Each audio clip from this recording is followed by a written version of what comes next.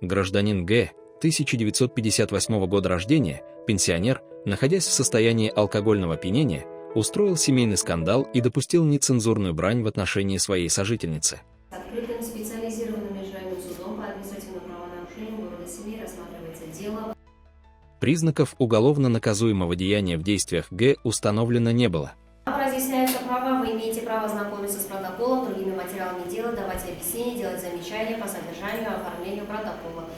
За допущенные противоправные действия мужчина был привлечен к административной ответственности по части 1 статьи 73 Кодекса Республики Казахстан об административных правонарушениях, предусматривающей административное взыскание в виде предупреждения, общественных работ либо административного ареста. Гражданский брак у нас.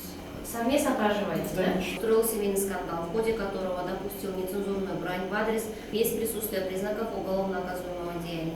Тем самым совершил административное правонарушение. Подтверждаете обстоятельства, указанные в протоколе? Ну да, конечно. Подтверждаете обстоятельства, указанные в протоколе? Ну да, конечно. На сегодняшний день вы примирились и Обязательно. добровольно? Конечно.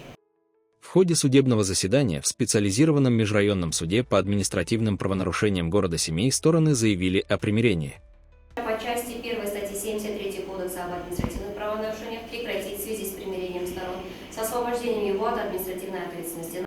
Постановлением суда гражданин Г. был освобожден от административной ответственности в связи с примирением сторон. Суд вам разъясняет, если вы в течение года повторно совершите административное правонарушение по этой статье, вы больше не сможете примириться с потерпевшим.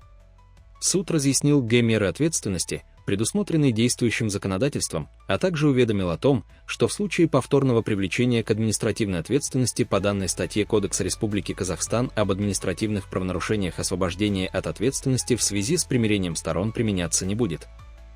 Постановление суда не вступило в законную силу.